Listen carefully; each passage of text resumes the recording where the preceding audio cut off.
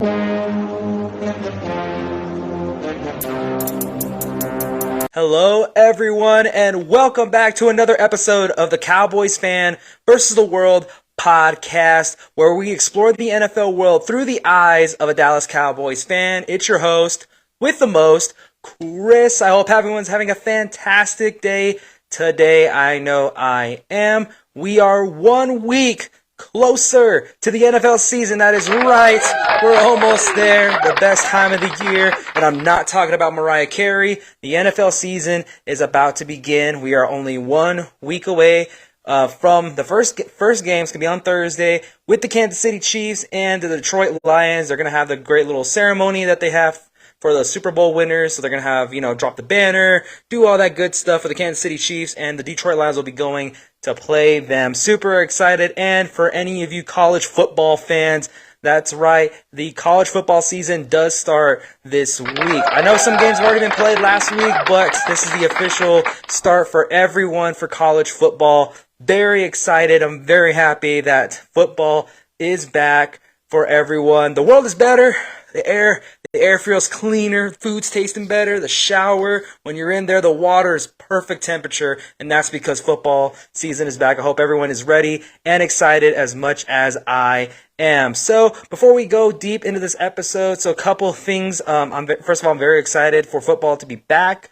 Like I said, very, very excited. So, what I plan on doing to kind of make it also a little bit fun and change it up for the podcast a little bit, I'm going to be doing my predictions for the NFL week. So weekly, I will post a video of me, predicting who I think is going to win for the week and try to see how accurate I got it. How close did I get? You guys can tell me where you think I'm right, where I'm wrong. Kind of go about it that route. I'm very excited to implement that this NFL season.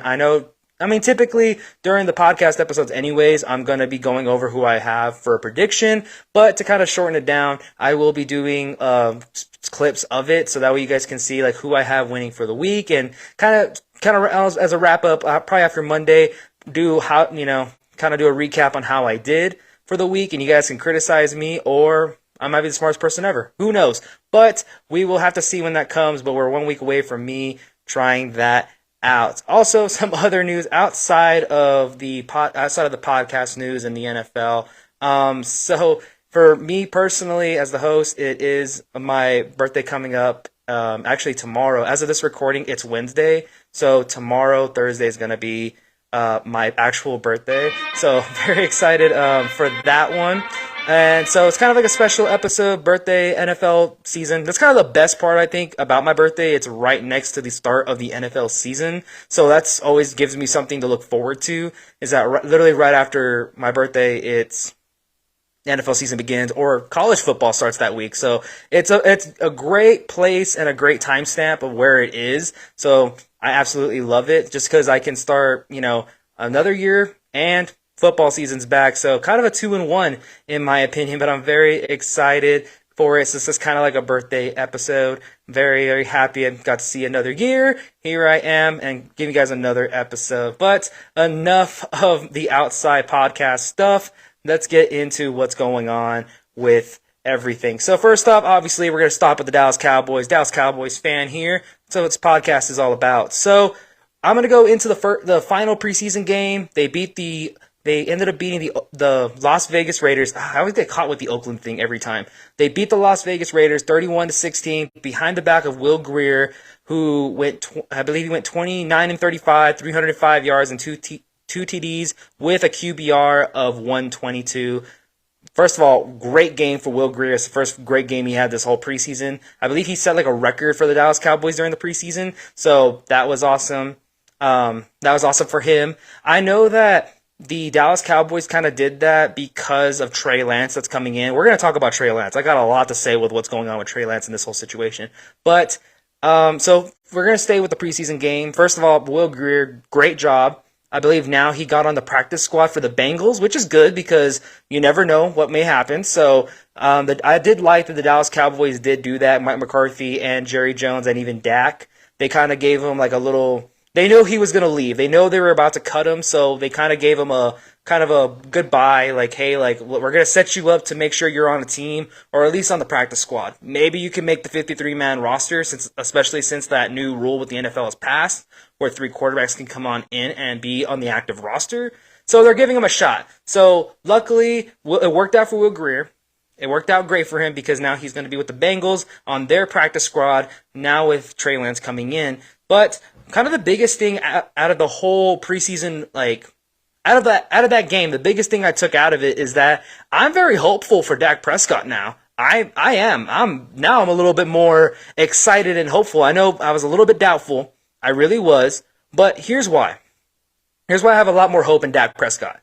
Because he was the one calling the plays. So if you didn't catch the game, or if you didn't know, Dak Prescott was actually the one calling the plays for Will Grier. He was the offensive coordinator for the night. And my biggest thing and kind of my biggest belief is that if you understand a subject, like you completely understand it, you should be able to teach it to someone else and they should understand it as well. So what do I mean by this? So for example, I'm pretty strong in the subject history.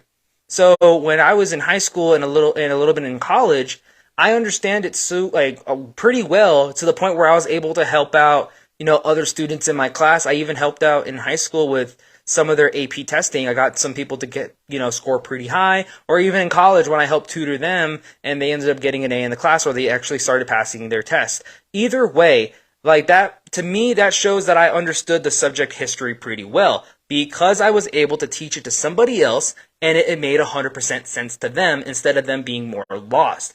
This belief of mine, it travels no matter where you are. It doesn't matter if you're, if it's history, if it's same thing with also, let's go to math. Math is a pretty complicated, subject in my opinion. I don't understand math that well. So if I go to a tutor and they say they're pretty good and they understand it, if that, to me that should, for me, it would basically mean that you can teach it to me and it would make sense.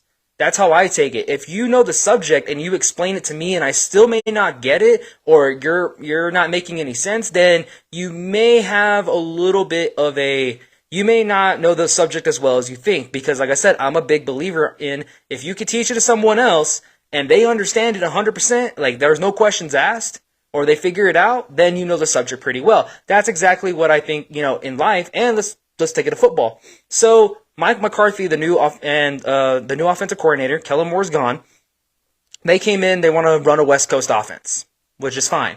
So the biggest question mark is this offense going to work with Dak Prescott?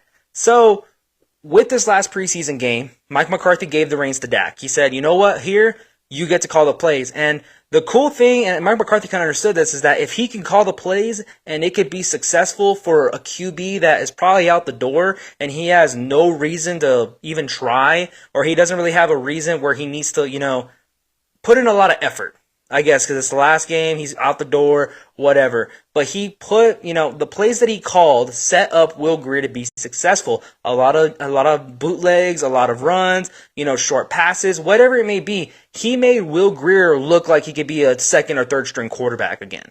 And that's what you want out of your starting quarterback, calling plays. Because that means Dak Prescott understands the playbook a lot better than we thought. A lot of us were fearful that Dak Prescott may not understand the West Coast. It might take him a second. He might need a couple games to figure it out and get fully in stride.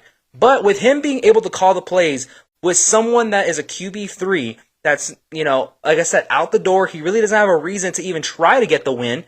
And they did well. And like I said, they blew out the Raiders, who were having a good preseason, and they won 31-16.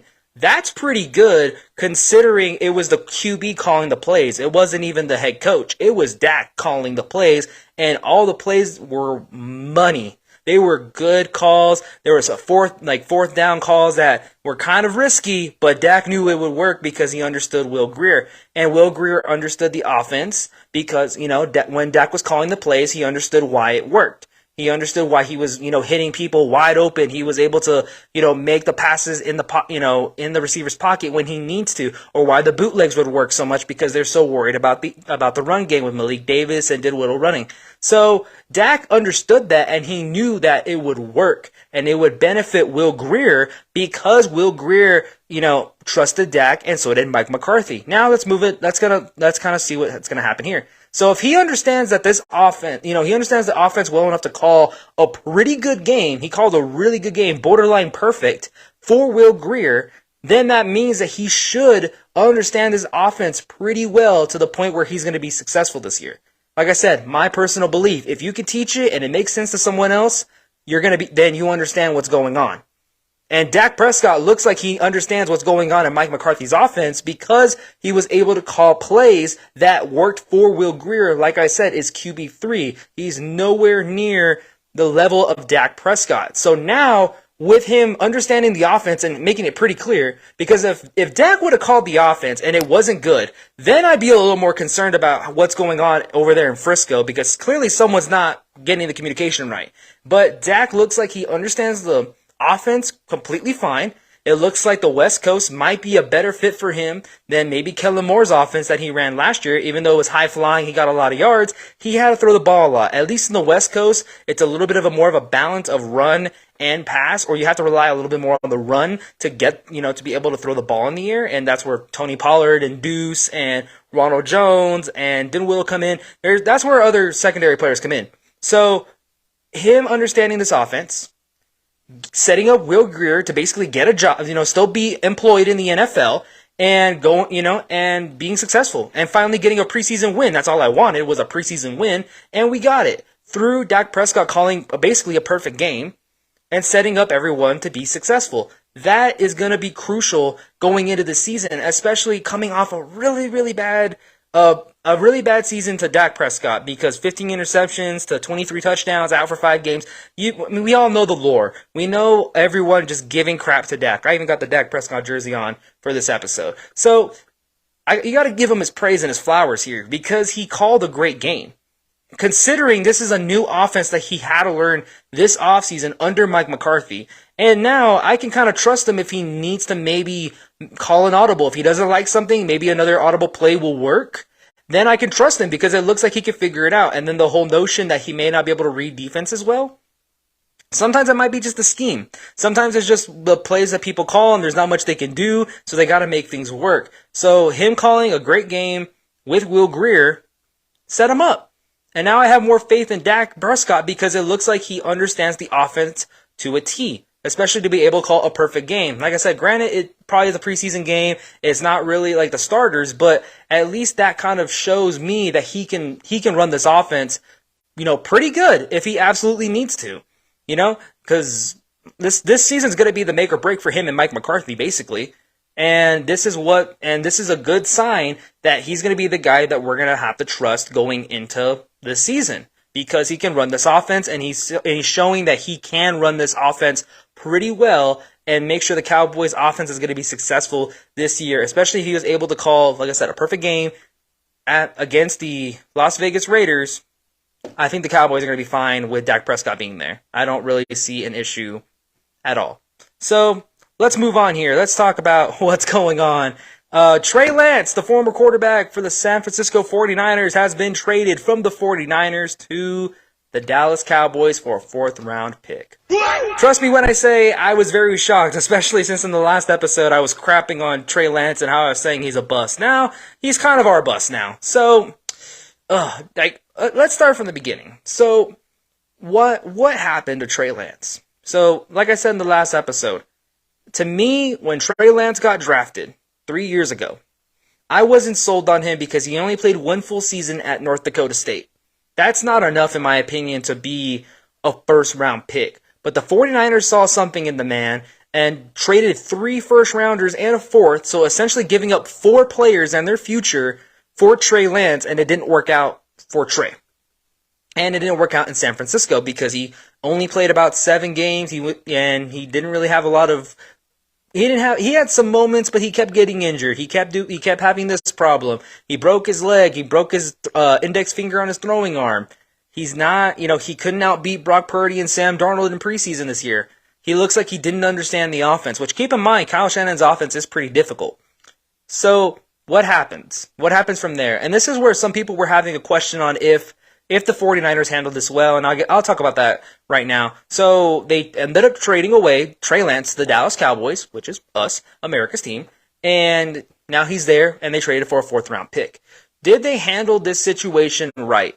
I believe they did. I think that they handled this situation correctly because does it suck? Yes. And if we know anything about NFL owners, they are probably the biggest egomaniacs on the planet because they want to be right with their draft picks. They want to be the guy that drafted the next Brady, the next Mahomes, next Peyton, whatever. They want to be right on their picks and what they gave up. They want to show, you know what, that guy was worth the 3 first-rounders. That guy was, the game changer of our our franchise. He became the franchise guy. Whatever the point may be. So we've seen that with owners over the years. They want to make sure they're right. Obviously, they got a guy, the 49ers, they drafted Trey Lance. And what happened was, in my opinion, Trey Lance was a quarterback who, number one, should have not been in the first round. He shouldn't have. I don't care what you say in his talent and maybe his high upside. He should have not gone in the first round because Trey Lance is a quarterback that needs that development.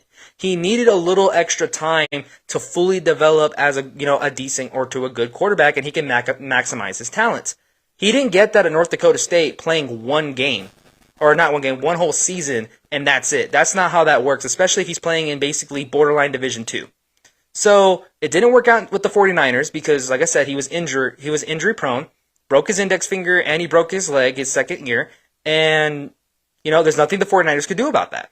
But this past preseason, they gave him the chance to try to outbeat Sam Darnold and Brock Purdy. He just showed that he wasn't progressing in his development. And now the 49ers were up to decide how to decide. Do we keep him and try to hopefully he'll work out later, or do we stick with Brock Purdy and Sam Darnold, who look like they figured out our offense and we know they're going to be successful? So the 49ers cut their losses and said, here, Dallas, here's here's him for a 4th-round pick, and they went nuts about it. And that's all fine and dandy. That's why I'm saying they handled it right, because they acknowledged that they were wrong. The 49ers acknowledged that they were wrong on Trey Lance. They should have not traded away 3 first-round picks and a 3rd for Trey Lance. If anyone's winning in this scenario, it's the Miami Dolphins. They won in this whole transaction. Doesn't matter if we only gave up a 4th. They got a lot back for a quarterback that they didn't even want, which is really weird. And it's like my thing with this whole situation. Now, I want to move on to now he's in Dallas. Jerry Jones made the trade for the 4th rounder. Let's start with the first problem that everyone had, and I want to talk about this. And my problem is problems people were having is that Jerry Jones, he made the trade, but he did not console Mike McCarthy nor Dak Prescott. And everyone had an issue with it. Do I think I had an issue? No, I really don't. Here's why I don't think Jerry Jones needed to discuss it with Mike McCarthy or Dak Prescott. At the end of the day, it's a business. He's the one that makes the ins and outs and the decisions at the end of the day. If he wants Trey Lance here and it's only a 4th-round pick, he'll trade it. If he wants a quarterback for maybe the future after Dak Prescott, or he sees that there's potential, in him to learn under Dak, he'll do it. Keep in mind this.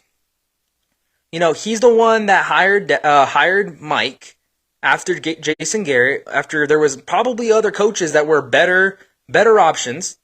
He decided to re-sign Dak after fighting with him, after he was saying, I'm not going to do that, and he ended up giving him his max contract.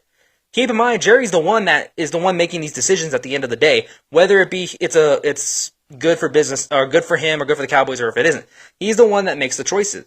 Now, it was reported that he did ask Mike McCarthy to evaluate Trey Lance and see what he thought. I guess Mike McCarthy liked what he saw. He saw that maybe he can develop under Dak, especially since they're pretty similar, in my opinion, to play style. They have arms. Dak Prescott can throw. Let's be real here. He can throw the ball. And he's a mobile, athletic quarterback. So is Trey Lance. I think Trey Lance maybe has a little bit of a better arm than Dak, but he's definitely like a mobile and athletic quarterback that they can use. And he can at least try to avoid getting hurt with the Cowboys. And So Jerry Jones said okay and pulled the plug on it. And I believe like whenever the news broke out about Trey Lance going, first of all, I was in shock. If you could check out my TikTok, I literally just did that impromptu because I did not expect this to happen. Neither did Dak or Mike because they were just as confused as everybody. I know when they asked Dak about it, he was like, I seriously had no idea that we were even considering looking at another quarterback. And, Jerry Jones basically said, I didn't have to tell anybody anything. Technically, they have no say in what I do and how I run this organization, which is true. Like, there's nothing any of us can do. Like, there just isn't. He made the trade for Trey Lance because maybe he feels that, it could be a future outside of Dak Prescott whenever he decides to either retire or the Cowboys move on from him or he moves on for the Cowboys. Whatever the situation may be, he wants to maybe prepare for that going into the future. Especially if you look at Cooper Rush, who's only going to be here for 2 more years. And that's it. And I don't even think he's going to be here for 2 years because there's going to be a lot of teams this year that might need a quarterback. I know one in particular, the Arizona Cardinals, might want a quarterback. And I'm sure they would maybe give up a couple of picks for Cooper Rush. We don't know. Anything can happen. So having Trey Lance there would just be like, well, we have this guy that can learn behind Dak. So that's my thing, is that he probably did it as an insurance pick. It's not really like something for people to worry about or like what the heck, or Dak to even worry about, which we'll get to that topic in a minute. So, Jerry doesn't need to explain anything to anybody. If you really, really think about it, he doesn't have to because he's the owner at the end of the day. He can make the decisions that he feels is going to better the team. Now, will Trey Lance better the team? That's an answer we're going to have to wait on because he's not going to be the automatic answer. That's just not what's going to happen here. So he doesn't need to explain anything, which is I believe is true. He doesn't need to explain why he did it. I mean, all we can do is speculate. I just know right now it's not that kind of party. It's not what everyone's thinking. Which is the next topic I'm going to get into is, should Dak Prescott be worried that Trey Lance is there and he may take a spot? No. Dak Prescott has nothing to worry about. And I don't understand like the kind of narrative that some people are, kind of explaining here. Some people make sense, like they're right along the track I'm on, but there's other people out there that are trying to say that, oh, Dak is in trouble, his job's in jeopardy, this, and that. Here's the thing. We got to look at this. Trey Lance has not played a full season since he's entered the league. In the past 3 years, he has not played a full season. So he doesn't have enough to even show he will be better than Dak Prescott.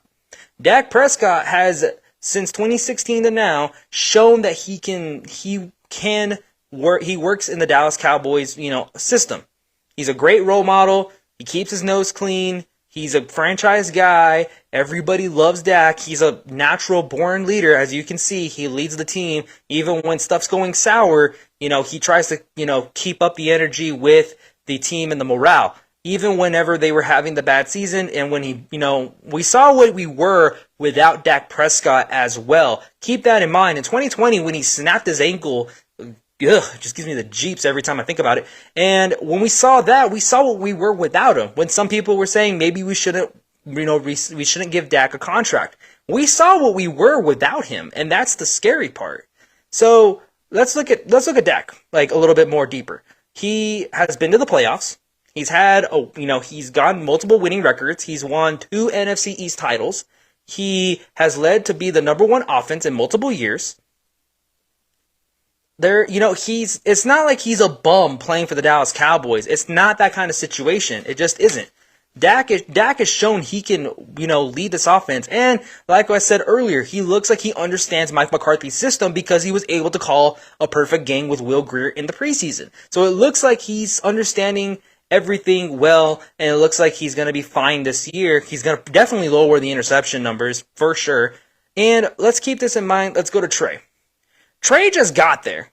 There ain't no way he's going to come in and take the position right away. So he's not even going to start this year. I think Trey Lance is going to be a 3 to 5 year project. Let's see, we're in 2023. So he may not play till 2026 to maybe 2028. That's my prediction. I don't think he's going to play next year or maybe the year after that. Who knows what may happen with Dak and if he gets an extension. So he's not ready to play right now. He doesn't know the offensive schemes. So there'd be no point in us even coming close to trying to get him. So that's pointless. And then let's look at this other situation. He's not even good enough to be QB2 right now. Cooper Rush is still there, so he's still going to be QB2, one of the best backups in the NFL right now. Let's be real. Like, let's even be more honest. He doesn't even know how to get to the star in Frisco. He just got there. He has no idea what he's getting himself into in Dallas. He doesn't even know where half the stuff is in Dallas. He probably just found out that they don't even play in Dallas. They play in Arlington. He probably just found that out not that long ago. That's my point, is that he's not ready to come in right now. I don't even think he's ready to come in next year. Like, he's going to take some time. He needs that development. And coming in, learning under Dak Prescott is going to help him. Now, is he going to be the quarterback of the future? I have no idea. Will it be like a Tony Romo situation where they pick him up just in case anything happens to Dak? I don't know. Maybe it is. There's a lot of uncertainties nowadays in the NFL. Like we saw this past year, so many QBs went down in injuries, and they went through quarterbacks like nothing. The 49ers were a good example. They're the reason why the NFL passed the 3 quarterbacks on the main roster rule. The Miami Dolphins, they went through Tua, Teddy, Skylar Thompson. That was a giant fiasco. There's many other teams. The Commanders went through that experience. The Colts went through that. You can kind of throw in the Atlanta Falcons. They kind of went through that. The Cardinals are still going through that right now, and they went through it last year. Like, there's so many examples of having a third-string quarterback is going to be helpful. Just that's where Trey Lance is going to be. He's going to be a third-string quarterback this year because in my opinion, he's not good enough to beat out Cooper Rush. Hands down, he's not better than Cooper Rush right now. Talent-wise, maybe. But if you throw both of them in the fire, Cooper Rush is going to win those games over Trey Lance. And now let's compare him to QB1, Dak Prescott. Talent, maybe Trey Lance has a little more talent than Dak. But if I threw both of them in the fire, Dak Prescott will more than likely get the win for us. And that's where I'm at with this whole situation with Dak Prescott. It's not something for him to worry about. It's not something for anyone to even consider a challenge for QB1. And I don't think Dak is thinking about it that way. Was he a little upset? Because I saw the interview with him when they asked him about Trey Lance. I think he was more caught off guard, but I believe Trey Lance spoke to the media I think yesterday or today. I forgot which day it was. But he had a big old smile coming to Dallas. I mean, if you're in the NFL, who doesn't want to play for the Dallas Cowboys, America's team, the richest organization in the world. And I believe when they asked him about Dak, he said that he welcomed them in with open arms. So Dak knows mentally where he's at. He's not worried about him coming in and being like, "Oh, hey, I'm coming to take your spot." It's not that kind of situation that he's in. He knows he's QB1. If anything for Dak, maybe this gives him more of an incentive to be a better quarterback this year and guarantee his interception numbers are down, to guarantee we try to make the NFC Championship this year, to guarantee we make the Super Bowl this year, to guarantee, try to guarantee we win it. That's what, should motivate Dak Prescott right now, is that having him there, and Jerry's maybe thinking about, not extending him or not giving him a lot of money to stay, and maybe he might try to move on to Trey Lance. I think, like I said, I think Dak is in a little bit of a different headspace. He knows Trey's not going to play. Hands down, Trey's not going to play this year. Like, I just don't see it happening anytime soon. However, he probably knows that he needs to be the mentor, the leader, the teacher for Trey Lance, so that way at least his development can, essentially be good. Like, that way he can develop him to be the quarterback that the 49ers thought he was going to be. And I believe him being behind Dak Prescott, like I said, they have a similar play style. He can develop the kid. I really do. And I think he can develop Trey Lance to possibly be maybe the quarterback in the far future. He's not going to be the quarterback right now, and I don't believe he's going to be the quarterback next year. Just because it's going to take some time for him to develop those, learn the offense, because he still got to learn the offense. I highly doubt he's going to learn this offense in a week, because there ain't no way. That's pretty hard unless he's just putting in nonstop crunch hours on the film, on the studying, hanging out with Dak Prescott hip to hip 24/7. That's my thing, and that's where I believe it's going to go. So Dak Prescott has nothing to worry about. I definitely don't have anything to worry about, and I'm not worried about my QB going anywhere. I'm not worried about him, possibly getting replaced this season, because there's no way he's going to get replaced, and there's no way Trey Lance is going to step in this season, because we still have Cooper Rush, like I said. And it's not that kind of move for Jerry. He's not. I so heartily believe this. He's not getting Trey to replace Dak now. He got Trey.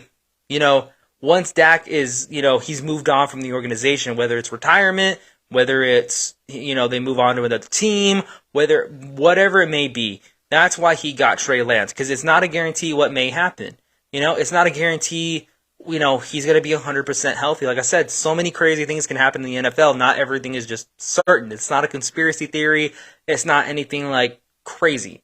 It's just an insurance pick to get this kid ready in case he does have to go in there and tries to make something happen and he can learn. But I don't see it. Like, I really don't see Trey Lance coming in and just taking over right away. Now, I don't hate the trade. Like, I want to get that out of the way here. I'm not mad about the trade. A fourth rounder for basically a first round pick, that's a steal. If 49ers don't want him, that's fine. I'm cool with Trey Lance being traded here. Like, I don't want people to get the notion that I wasn't happy about the trade. I'm okay. I like the trade. I really do. Because I didn't really like Will Grier that much being our third string quarterback, and I was scared of, well, what happens if Cooper Rush gets hurt and Dak is out? Like, what are we going to do then? Because I really don't, especially what I saw in the preseason, I was kind of like, okay, yeah, I kind of would want another quarterback.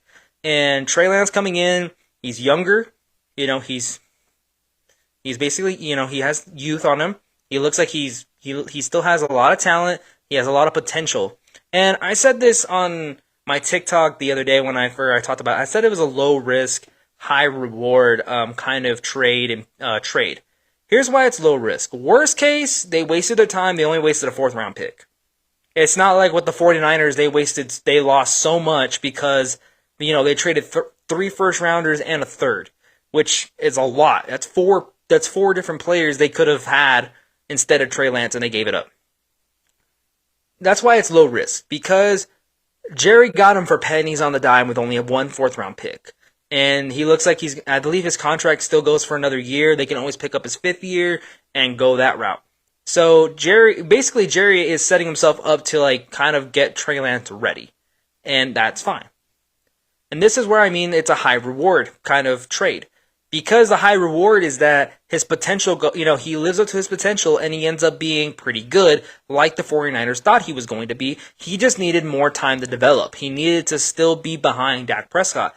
Now, I don't blame Shanahan and the way they were trying to go about it. They were saying he's got to get those reps. There's no way he's going to get better being behind, Garoppolo or whatever. They were trying to give him every opportunity they can, but it wasn't working out, and that's just the thing. Stuff like that happens every year. So hopefully, Trey Lance coming in, maybe the fight lights a little bit more of a fire under Dak to show I want my extension. I'm definitely gonna earn it. I'm gonna show you that I'm the quarterback that you need, not really him. But he's also looking to be the leader and the mentor and the teacher for Trey Lance so he can help him develop. So whenever his time does come to move on from the team, Trey Lance can always come in and, take over and go from there. Because that's really all this is. It's really just a pick to ensure that they're going to be okay and that they're going to be fine. So also another thing, Trey Lance doesn't have any kind of relationship with the receivers, so he kind of doesn't have that chemistry with them. So there's a lot that Trey Lance has to come up with in a short amount of time. There's so much that he has to learn, and he won't learn it in a week to overshoot Cooper Rush or Dak Prescott. Definitely doesn't have enough time for that. Like I said, this is going to be a year. He sits, he learns, he listens, and we'll just see what happens. Like I said, I'm not hating on this trade. I don't mind the trade. I actually like it because then now we don't have to worry about going in to get a quarterback next year, and we can just worry about getting something else if we absolutely need it. I don't know, another linebacker or something. So hopefully things work out, and just hope for the best. That's all we can really do. And hopefully we can develop Trey Lance, and who knows? He may be the quarterback of the future. We don't know, but it's definitely exciting. It's a little exciting because we get a young quarterback. We don't have to, if we have to throw him in, we're not throwing in an older quarterback that's a little bit up there in age, and what happened with Andy Dalton or anything like that. So definitely having younger blood is going to be a whole lot better than having a veteran quarterback that's just been sitting for ages. But that's I'm going to end it on that note. Just Dak, there's nothing to worry about for Dak. He has nothing to worry about right now. All right, so we're going to move on to the next segment, around the NFL, with the Cowboys fan versus the host. The Cowboys fan versus the world host. So this is where we kind of look around the NFL, what's going on. I give you my little insight on what it is. Like I said, this is what this podcast is also all about. You're seeing the NFL world through the eyes of a Dallas Cowboys fan. We just already hit the nitty gritty with the Dallas Cowboys. Let's move on to what's going on in the NFL. All right, so first team we're going to look at is the Patriots. Man, I did not think this team can get any dumber with Bill Belichick there. Bill Belichick's his seat just got hotter. If it wasn't already in the hot seat, he's on the hotter seat. Apparently, Bill Belichick has cut both his backup quarterbacks, Bailey Zappi and Malik Cunningham. Why did he do that? Now they're just rolling with Mac Jones. I believe they're going to try to put him on the practice squad, but why would he do that? Like, that is... I don't know if he's playing chess and I'm just playing checkers, or I don't know if he's losing his mind and I'm somehow sane and I haven't lost my mind. Because why would he cut both quarterbacks that are going to be backups? Because Mac Jones is the automatic starter. Like, we already know that hands down. He's the starter. He's not going anywhere. But he cut Bailey Zappi, who won 2 games, and Malik Cunningham, who looked like he had a great preseason. And he looked like he could also fit a wide receiver because they put him at wide receiver and quarterback. So, like, my question is, why would he do that? Like, what's going through his mind to cut both backup quarterbacks? Because here's my problem. Here's, like, the issue.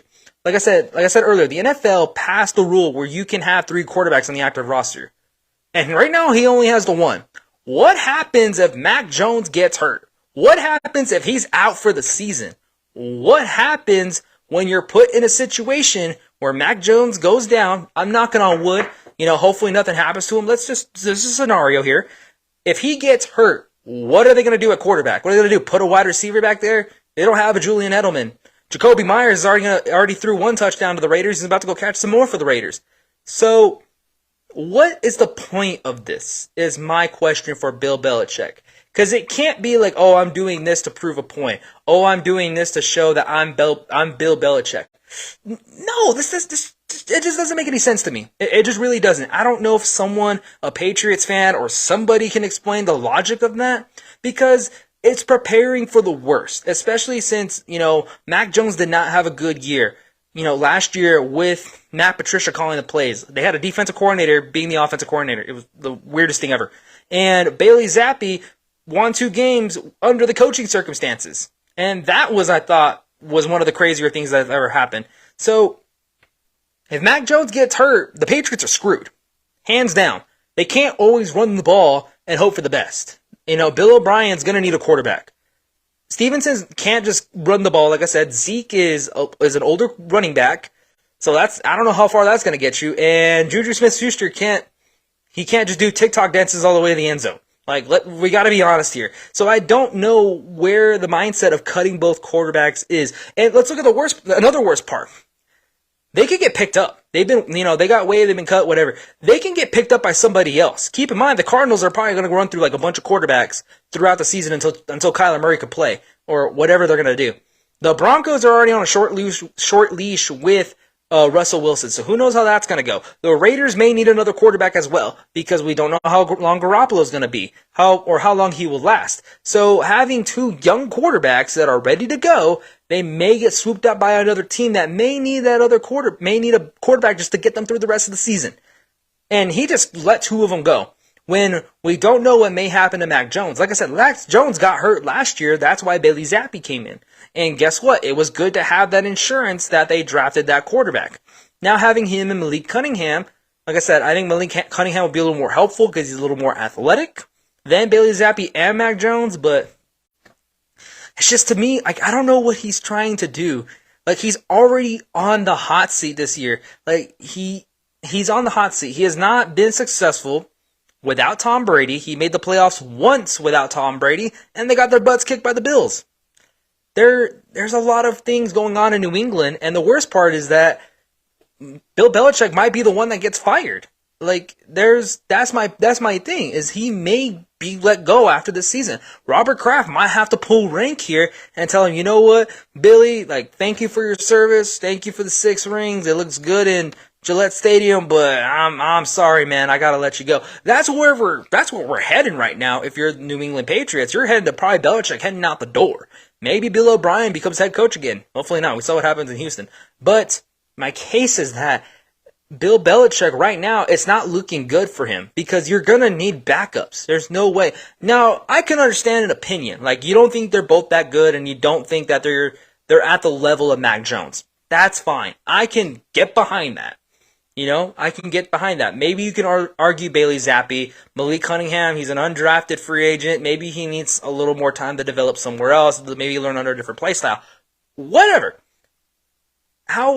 But how can you just let go of two quarterbacks when you only have one left on the active roster? When you're possibly going to need both those quarterbacks if the time may come. Like I said, it's not a guaranteed safety for the quarterbacks at all. I mean, we realized that with Lawrence Taylor and Joe Theismann in that injury. It's not a guarantee. Tua just last year getting two concussions and he was out for the year. Matthew Stafford got a bunch of injuries. He was out for the season. Patrick Mahomes, somehow he's still better than everybody in the league with one leg, but he got hurt too. Lamar Jackson got hurt.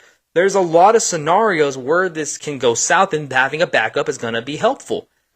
Not having one is just plain suicide. Like I said, I don't know if maybe Belichick he's playing chess while I'm playing checkers. But I feel like I'm playing common sense and he's not. That's where my issue is coming right now with Bill Belichick. Is I can't explain the logic, and I really can't understand why you would cut two backup quarterbacks when you're probably going to need them going in. And what happens in the scenario if Mac Jones doesn't play well and now they got to possibly go with somebody else? It doesn't make sense. In my opinion, it really doesn't make any sense. And hopefully he brings them back. They're on the practice squad. I can get behind if you want to sign to the practice squad. That's perfectly fine, but don't go into the season with only one quarterback. That is the worst idea you could possibly do, especially if you're already on the hot seat this year, because we all know Belichick's right there on that hot seat right now. So don't dig your hole even deeper. Please get two other quarterbacks. Alrighty, so moving on, looking more around the NFL, another team that's kind of, I don't know what's going on with them. The Arizona Cardinals. So I so heartily believe that the Arizona Cardinals are trying to secure the number one pick in the draft. They're going to tank this year. All the evidence is showing that they're tanking because something ain't smelling right over there in Arizona. Let's look what's going on. So Kyler Murray just got on the PUP list, so he won't be available to play until week 4, which is pretty far away from now. They traded away Isaiah Simmons, one of their best defenders, to the Giants for basically pennies to the dime. They cut Colt McCoy, their only veteran on the team, and they traded for Josh Dobbs. And they're hopefully him and Clayton Tune, the rookie out of Houston, are going to be the ones running the ship for the next 4 weeks. And then they cut DeAndre Hopkins earlier in the offseason, so he's gone. They traded away an offensive lineman.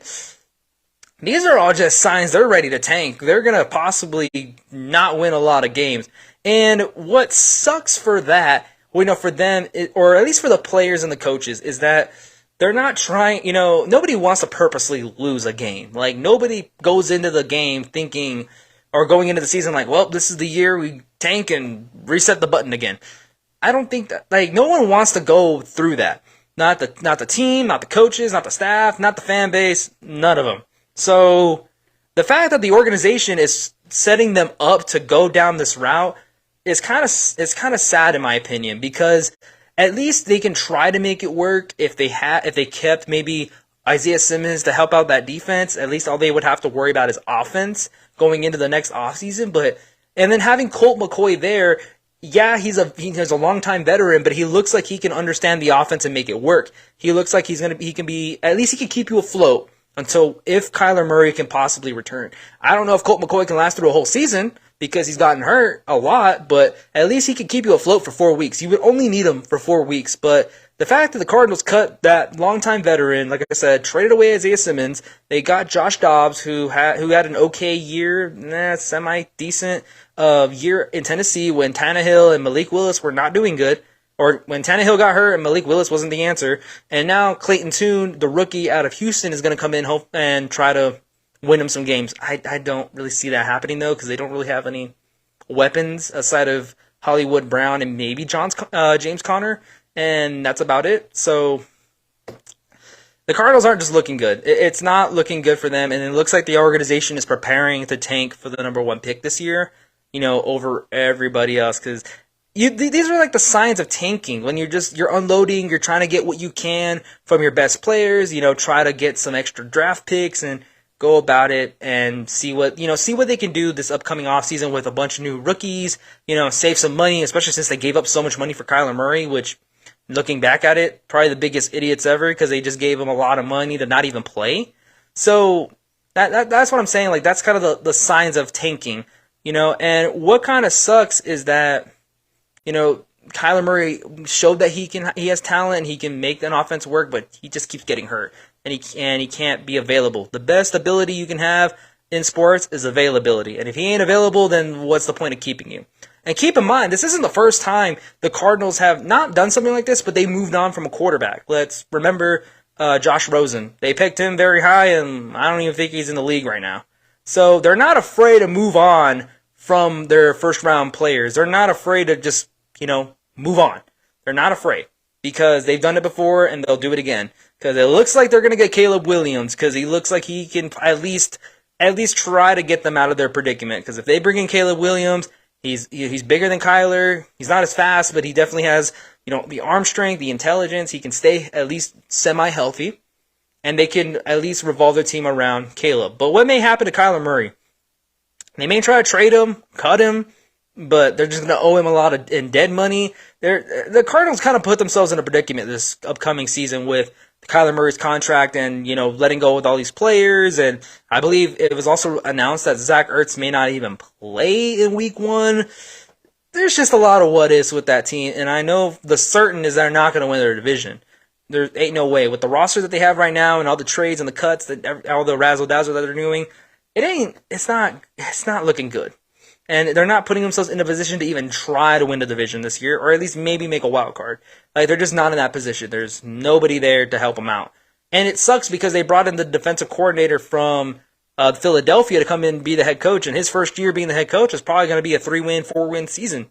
5 wins if I'm being generous here, because they're definitely going to try to go get Caleb Williams. And like I've said, Kyler's the one that should be worried. If we're talking about Dak Prescott being worried, Kyler should be the one that's worried, because Kyler looks like he's about to get replaced because he's not available. He can't stay healthy. If he's not healthy, why would we keep you?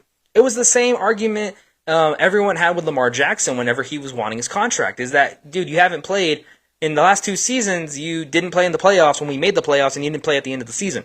Kyler Murray hasn't played a full season since, I believe, his rookie year, his first 2 years in the league. That was the last time he ever played a full year. So he got all his money, and now he hasn't even played. Now he's not even going to be there for week 1. He's just probably going to be playing COD all week.